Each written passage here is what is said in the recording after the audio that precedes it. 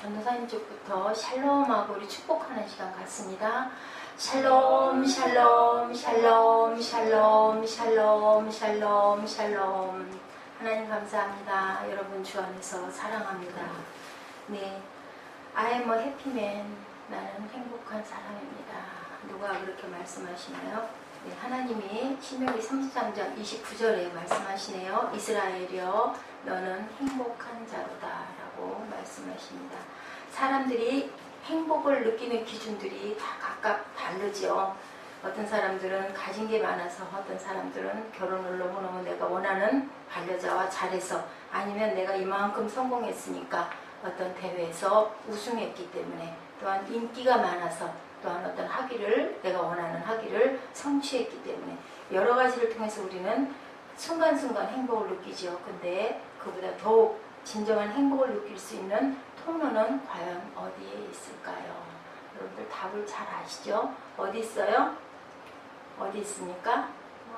하나님을 느낄 수 있는 가장 귀한 통로는 하나님으로부터, 하나님의 말씀으로부터. 그렇죠? 이스라엘이여 너는 행복자로다. 여호와의 구원을 너같이 얻은 백성이 누구냐. 결론은 그러시네요. 너희가 구원받았기 때문에, 구원을 받았기 때문에 너희는 행복한 자다라고 얘기하죠. 우리는 때때로 불행을 느낄 때가 있어요. 근데 그것은 내가 행복이라고 느끼던 것에 대해서 더 이상 내게 감동이 없을 때, 내가 이제는 별로 그게 기쁘지 않아, 그게 너무 귀하게 느껴지지 않아, 너무 귀해서 어떤 물건 하나를 몇 달을 걸려서 그것을 집중적으로 갖고 싶어서 잘 모아서 어떤 것을 샀어요. 근데 그걸 사서 내 손에 딱 붙들고 나니까 그 다음에는 놓고 보고, 입어보고, 뭐 신어보고, 아니면은 뭐 좋은 책을 샀으면 책을 열심히 보고, 그러다가 어느 순간인가부터는 그게 반감이 되기 시작하죠. 그러다 보면 또 사람은 어떻게 해요?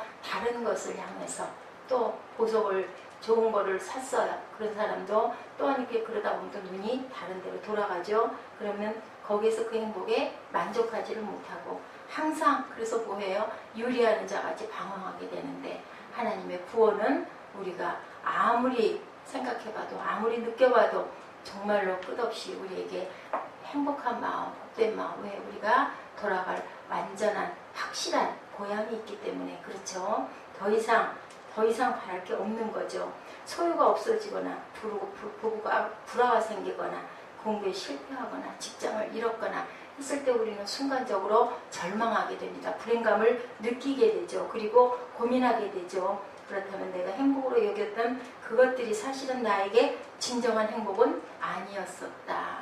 어떤 보석을, 아니면 어떤 집을, 그죠? 아니면은 꼭 만나고 싶었던 반려자를 만나도 결혼해서 살다 보면은 가장 가까운 곳에 뭐가 있다고 그래요? 왼수가 있다라고 얘기를 할 정도로 그것으로 인해서도 상처받고 아플 때가 많습니다. 그렇기 때문에 진정한 행복은 어디에 있다고요? 신명기 말씀에 너의 구원이 이것보다 더한 게 어디 있느냐.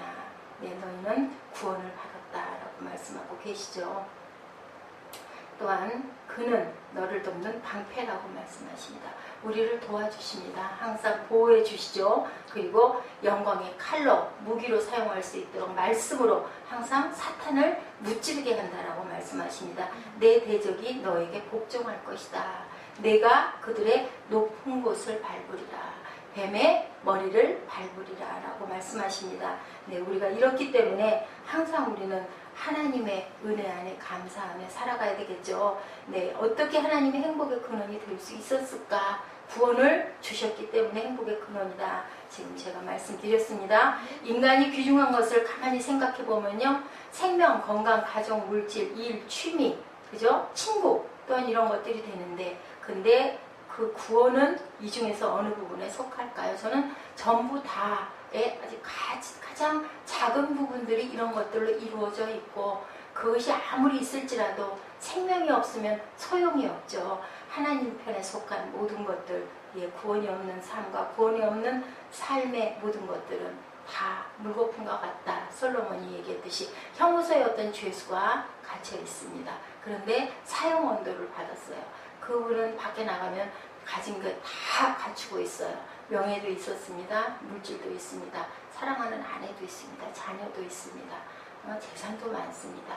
그리고 또한 사람들이 아주 그 사람을 추앙해주고 그 사람을 인정해주고 좋은 것도 있습니다. 그런데 형무소에서 어쩔 수 없이 사형 언도를 받았다면 그 모든 것들은 다 불필요한 것들이 되죠. 일단 내가 살아야 그것을 누리고 살 수 있기 때문에 아주 작은, 옛날에 저는 그 생각이 나더라고요. 그 원소의 작은 기호들이 모여서 어떤 집합을 이루는데 합집합 안에 작은 부분 집합들이 원소가 이루어져서 부분 집합이 속하는데, 옛날에 그 제가 집합 배울 때 굉장히 그것 때문에 머리를 앓았던 적이 있어요. 그래서 항상 생각을 해요. 커다란 것 속 안에 작은 것들이 이렇게 그룹으로 들어있는 그것이 부분 집합이다라고 제가 기억을 했던 생각이 문득 떠올랐습니다. 사람이 구원이 없이 산다는 것은 이렇게 핵이, 생명이 없는 삶이기 때문에 결국은 언젠가는 그것으로 인하여 회의하게 되고 허무하다고 여겨지고 풀과 같다라고 생각하게 되겠죠. 내 마음속에 구원의 확신이 없는데 내일이 나의 마지막이라면 오늘 하던 일을 모두 다 제쳐놓고 구원의 뭐부터 얻어야 될까요? 확신부터 얻어야 할 줄로 믿습니다. 구원의 확신이 없이 살 때 행복보다는 불행과 절망의 감정에 사로잡혀 버릴 수밖에 없고요. 죽는 순간이 두려움으로 다가오고 상상이 되는 것, 모든 것들이 그 구원의 확신이 없기 때문에, 그렇기 때문에 그런 불안이 들죠. 구원의 기쁨을 아는 사람은 어떤 어려움이 오더라도 불행의 감정으로 받아들이지 않게 됩니다. 죽으면, 그죠? 우리는 구원받았는데 어쩔 수 없는 거죠.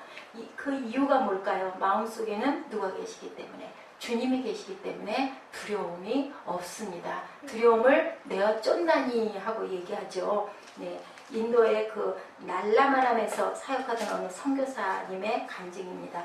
어떤 남루한 옷차림의 여인 하나가, 인도 얼마나 가난한 나라입니까? 그 교회를 왔더랍니다. 그래서 너무 옷이 남루해서 물어봤어요. 당신은 옷이 없습니까? 인도 옷 걸치는 거 뻔하지 않습니까? 그런데도 남루했으니 얼마나 그랬겠습니까? 그랬더니 예. 가난합니까? 예. 그러나 나는 불행하지 않습니다 라고 얘기합니다. 저는 부자였습니다. 옷도 많았습니다. 그런데 내가 예수 믿는다고 집에서 나를 내어 쫓았습니다. 선교사가 너무 보기가 너무 딱해서 또 너무 기운도 없어 보이고 곧 죽을 것 같이 생겼길래 이 얘기했다고 권했답니다.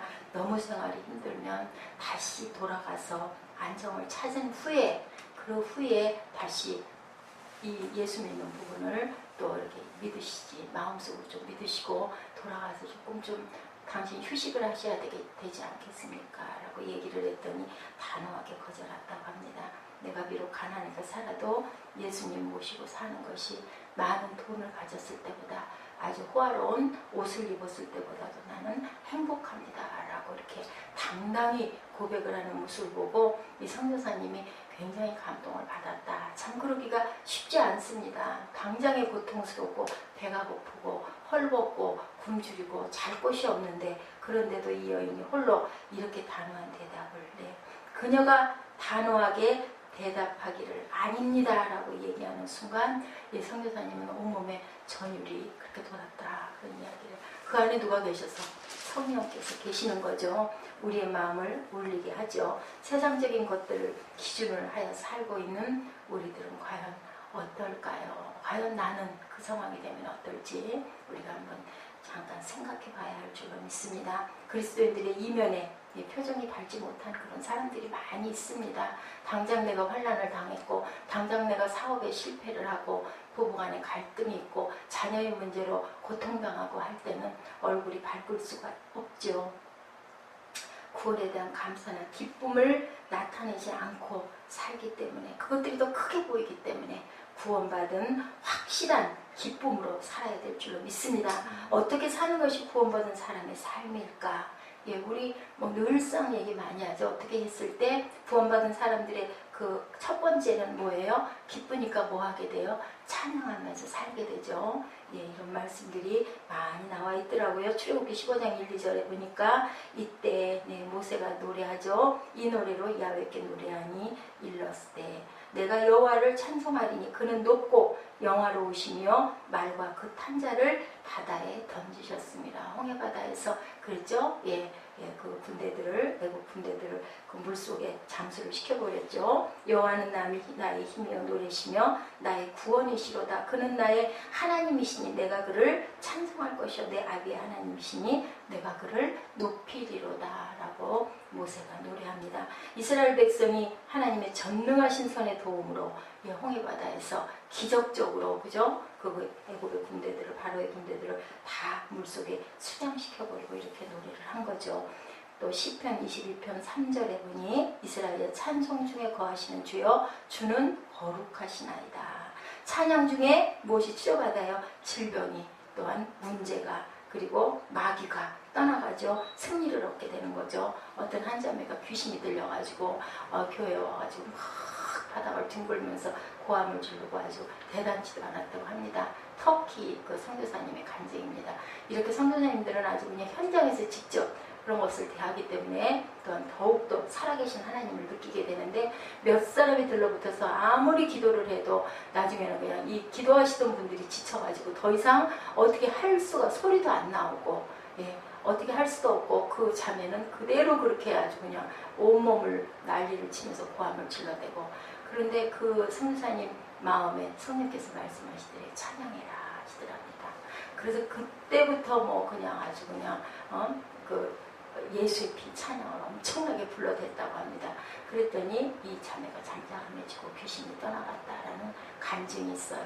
찬양이 좋은 이유, 우리 기도할 때 가끔은 많이 힘들어요.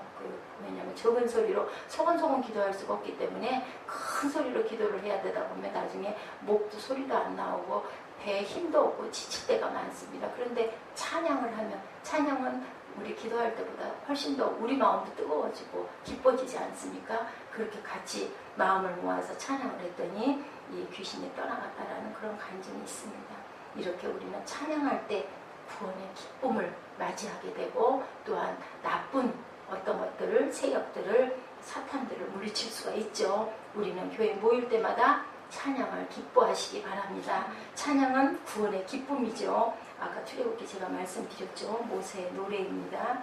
모세의 노래 15장 7절에 보니까 주께서 주의 큰 위엄으로 주를 거스르는 자를 엎으신다. 주께서 진노를 바라시니 그 진노가 그들을 지푸라기 같이 살아버린다라고 얘기하고 있습니다. 구원받은 사람은 항상 어디에 살아요? 소망 중에 살 줄로 믿습니다. 데살로니가전서 5장 8절입니다. 우리는 낮에 속하였으니 근신하여 믿음과 사랑의 흉배를 붙이고 구원의 소망의 투구를 써라 라고 말씀하고 계시죠. 구원받은 우리들에게는 누구든지 하나님이 주시는 소망이 다 있습니다. 그것을 찾아 사는 사람이 바로 구원의 확실한 응답을 받은 사람인 줄로 믿습니다. 홍해바다를 기쁨으로 건넜죠. 요단강을 또한 말려주셨죠. 이스라엘 백성을 건너게 하신 하나님은 분명히 가나안 땅을 가리켜서 무엇이 된다? 너희의 소유가 된다. 여호수아 1장 1절부터 3절까지 얘기하고 있죠. 여호와의 종 모세가 죽음에 야훼께서 모세의 시종 누구? 눈의 아들 여호수아에게 일러 가라사대 내 종 모세가 죽어서 이제 너는 이 모든 백성으로 더불어 일어나 이 요단을 건너 내가 그들 곧 이스라엘 자손에게 주는 땅으로 가라. 내가 모세에게 말한 바와 같이 무릇 너희 발바닥으로 밟는 곳을 내가 다 너희에게 주었노니 하고 얘기를 합니다. 그렇게 주셨죠. 아멘. 이스라엘 백성의 애국으로부터의 구원은 가나안 땅의 소망으로 목적이 주어졌음을 분명히 알려주고 계십니다. 이사야 6장 13절입니다. 그 중에 10분의 1이 어디에요? 남아있는 것 같이 거룩한 씨가 그 땅에 그루터기니라 하시더라. 합니다. 거룩한 씨가 나셨죠. 그리고 또한 우리들이 거룩한 씨앗들이 된 줄로 믿습니다. 가정에서 재밌는 공통 관심사를 중심으로 여러분들 화목을 이루시기 바랍니다. 학교에서 공부할 때 또한 기술이나 최고의 것들을 이루어 나가시기 바랍니다. 직장이나 사업장에서는 힘차게 일하시기 바랍니다. 어느 곳에서나 이렇게 거룩한 남아있는 하나의 그루터기가 되셨을 때 그것에서 구원의 확신이 이루어지는 줄로 믿습니다. 우리에게 주신 교회의 소망이 바로 성도들의 소망이죠. 교회의 미래는 바로 성도들의 미래입니다. 그 교회에 계신 분은 머리 대신 주님이신 줄로 믿습니다. 사도 요한 어땠는지 한번 우리 생각해 볼까요? 갈릴리에서 어떻게 하셨어요? 제자로 부르셨죠. 십자가 밑에서 뭘로 부르셨어요? 내 어머니를 모셔라 하고 사명자로 부르셨습니다. 부활하시던 빈 무덤에서는 어떻게 하셨습니까? 증인으로 부르셨습니다. 밤모섬에서는 동역자로 불러주셨죠. 천국에서는 영원한 가족으로 불러주셨습니다. 이 사도 요한의 부르심이 바로 저와 여러분의 부르심인 줄로 믿습니다. 예수님은 제자 요한을 부르신 후에 매 순간마다 새로운 소망을 주셨죠. 심지어는 귀향을 갔을 때도, 밤모섬에 갔을 때도 그곳에서 천국을 보여주셔서 귀한 요한계시록을 쓸 수 있도록 하나님이 은혜를 부어주셨습니다. 예수님의 죽으시던 십자가 밑에서 어머니를 부탁하셨죠. 제자들의 발을 씻기시는 주님을 따르게 하셨죠. 이렇게 우리가 주님을 따를 때 하나님께서는 우리에게 끊임없는 소망을 때때로 필요한 대로 주시고 그것을 산 소망으로 이루게 하시는 줄로 믿습니다. 네, 우리들은 요한이 누리게 될 아름다운 천국의 모습을 계시록에서 보여주심으로 인하여, 계시록입니다. 7장 16, 17절에 줄이지 아니하며 목마르지 아니하며 해나 아무 뜨거운 기운에 상하지도 아니하리니 이는 보좌에 계신 어린 양이 그들의 목자가 되사 생명수샘으로 인도하시고 하나님께서 그들의 눈에서 모든 눈물을 씻게 하여 주실 것이니라. 요한이 만난 예수님, 요한이 들었던 소망의 말씀, 그 예수님과 그 말씀을 오늘 우리는 이곳에서 듣습니다. 아멘. 아멘. 살아계신 말씀이 되기를 바랍니다. 세상에서도 지도자가 되도록 역사하시죠. 요셉을 부르셨죠. 다윗에게 부르셨죠. 다니엘과 에스더에게도 똑같이 주셨습니다. 하나님께서 총리와 왕과 왕비로 세워주셨죠. 나에게 당면한 문제는 소망으로 이렇게 덮어나갈 수가 있을 줄로 믿습니다. 고통은 비전의 성취를 바라볼 때 견딜 수 있죠. 하나님은 나의 소원을 비전을 통해서 이루어 주시고 고통도 환난도 극복하게 해 주십니다. 예레미야 29장 11절에서 13절입니다. 나 여호와가 말하노라 너희를 향한 나의 생각은 내가 아나니 재앙이 아니라 곧 평안이다 라고 말씀하십니다. 너희 장래에 소망을 주려는 생각이라. 너희는 내게 부르짖으며 와서 내게 기도하면 내가 너희를 들을 것이요 너희가 전심으로 나를 찾고 찾으면 나를 만나리라. 운동 경기할 때 어때요? 웃음을, 기쁨을 가지고 뛰죠. 공부할 때 어때요? 수석이 되는 모습을 바라보고 열심히 공부에 열심히 있는 사람들이 열심히 합니다. 또한 직장에서는 매니저가 되는 꿈을 꾸고, 사업장에서는 기업체가 상사가 되는 그런 꿈을 꾸고, 교회에서는 열심히 부르짖어 응답받기 위해서 기도했을 때 그 사람의 인생이 하나님께서 구원을 이루는 확신으로 다가올 줄로 믿습니다. 낙심과 고민의 하나님이 아니시죠. 어떤 하나님? 평강의 하나님. 내가 너희에게 평안을 주기 원하노라. 우리가 평안할 때는 어떨 때 평안해요? 배고플 때 밥 잘 먹고, 그죠? 노곤하게 잠이 올 때 어때? 마음이 평안하지? 불안하십니까? 아니죠. 불안하면 잠이 안 오죠. 하나님께서는 우리에게 복의 근원으로 오셨습니다. 우리에게 6째 날 지으시고 7째 날 안식하신 뜻이라고 제가 여러분께 말씀을 드렸죠. 하나님은 우리에게 모든 일에 도움을 주심으로 행복의 근원이 되게 해주신다. 오늘 본문 말씀에도 그렇게 말씀하고 있죠. 그는 너를 돕는 방패시고 너의 영광의 칼이다 라고 말씀하십니다. 이스라엘 백성이 애굽에서 나올 때 바다를 가르고 그 사이를 지나가게 하신 그 분이 오늘도 우리를 아말렉 전쟁, 사탄의 전쟁에서 승리하게 만드시는 그러한 야훼의 니시이신 줄로 믿습니다. 승리의 하나님을 여러분들 찬양하고 기뻐하시기 바랍니다. 바벨론에 망한 후 70년 지나서 본국으로 돌아오게 하신 분도 하나님이셨죠. 우리가 어떤 올무에 묶여 있을 때도 하나님께서는 그것을 다 멸하시고 잘라버리시고 우리가 하나님의 본향을 찾게 만드시고 하나님의 구원의 확신 안에, 하나님의 기쁨 안에 항상 거하도록 회복시켜 주시는 하나님이신 것을 믿으시기 바랍니다. 우리는 어떻게 해야 될까요? 우리는 최선을 다해서 영적 전투를 치르고 우리가 움직이고 대항하고 맞서고 나아갈 때 예, 칼은 무슨 칼로? 성령의 검으로, 말씀으로. 여호수아 1장 8절 9절입니다. 율법책을 내 입에서 떠나지 말게 하라라고 말씀하고 계시죠. 그랬을 때 내가 형통하리라, 내가 네게 명한 것이 아니냐? 마음을 강하고 담대하게 하라. 두려워 말라, 놀라지 말라. 내가 어디로 가든지 내 하나님 여호와가 너와 함께 하시느니라. 굉장히 많이들 하시는 말씀이에요. 우리가 연약하기 때문에, 약하기 때문에, 잘 못하기 때문에, 못하면 못할수록 더 많이 이 말씀을 묵상하시기 바랍니다. 8절 9절에도 계속 얘기하시죠. 너와 함께 하겠다. 행복은 내가 누릴 것이 많다고 해서 행복한 것이 아니고요. 행복을 누릴 사람과 함께 지나는 것이 행복한 것인데, 누구세요? 주님이시죠. 주님과 함께 동행하시면서 행복을 누리시는 여러분들 되시기 바랍니다. 자녀가 좋은 집에 살아서 행복한 것이 아니라요, 그것을 허락한 부모와 함께 있을 때, 부부가 함께 있을 때 행복을 느껴야 행복한 가정이죠. 하나가 밖을 배돌거나 집에 들어가기 싫어하거나 두려워하거나 이런 마음을 가지면 그 가정은 행복한 가정이 아닙니다. 그런 것처럼 하나님의 전에 나오는 것을 기뻐하고, 하나님께 예배하는 것을 진정으로 기뻐하고, 하나님께 찬양할 때 마음에 기쁨이 넘칠 때, 그것은 바로 내가 너를 행복자로 삼았다라는 그 말씀과 합한 우리의 모습이라고 생각하시면 됩니다. 예배가 불편하고 찬양하는 게 힘들고 고통스럽고 자꾸 앉으면 졸음이 오고, 그러면 내가 영적으로 어떤 문제가 있구나 라고 깨닫고 기도하셔야 되겠죠. 아브라함은 본토 친척 아비집을 버렸죠. 또한 모세는 어땠어요? 애굽 왕자의 부귀영화를 버렸습니다. 12제자들은 자신의 집과 전통을 버렸습니다. 모두 하나님의 말씀을 쫓았죠. 고향에 남아있는 사람들이 행복했습니까?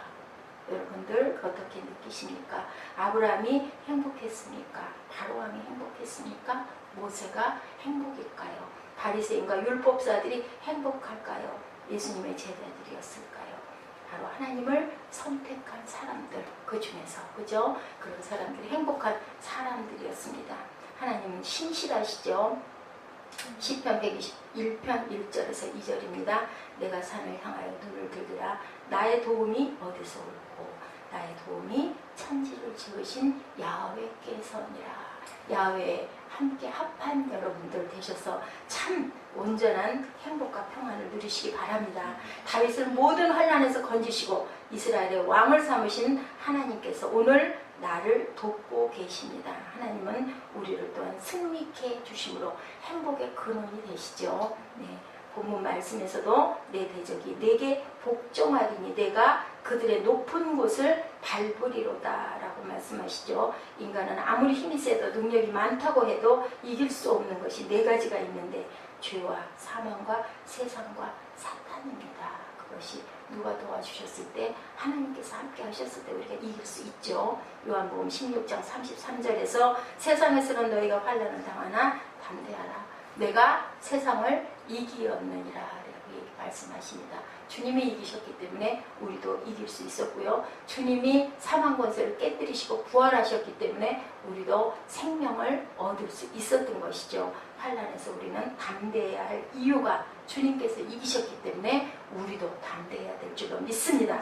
요한복음 6장 6절에서 7절입니다. 우리가 알거니와 우리 옛사람이 예수와 함께 십자가에 못 박힌 것을 죄의 몸이 멸하여 다시는 우리가 죄에게 종노릇 하려 하지 아니하려 함이니 이는 죽은 자가 죄에서 벗어나 의롭다 하심을 얻었음이니라 라고 말씀하십니다. 요한일서 2장 14절입니다. 청년들아 내가 너에게 쓴 것은 너희가 강하고 하나님 말씀이 너희 속에 거하시고 너희가 흉악한 자를 이기었음이라 라고 말씀하십니다. 흉악한 자를 이기시는 저와 여러분 되신 것을 주님께 영광 돌리시기 바랍니다. 예수님이 영적 전쟁에서 승리하셨기 때문에 우리도 또한 이겨놓으신 그 싸움을 주님을 의지해서 나갈 때 우리도 승리하는 줄로 믿습니다. 계시록 3장 21절이죠. 이기는 그에게는 내가 내 보좌에 함께하여 주시기를 내가 이기고 아버지 보좌에 함께 앉은 것과 같이 하리라 라고 말씀합니다.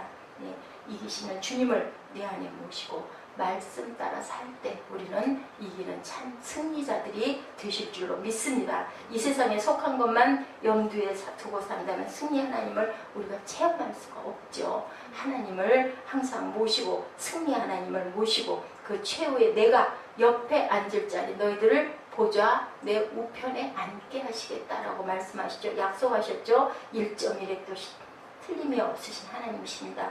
사람은 항상 지거나 실패하고 살면서 행복할 수가 없죠. 행복의 본은 하나님이시고 실패나 패배나 좌절은 하나님의 본성이 아니라는 것을 기억하시고요. 마음에 가끔 절망이 올 때, 앞이 깜깜할 때 승리의 하나님을 붙드시는 저와 여러분 되시기를 주님의 이름으로 축복합니다.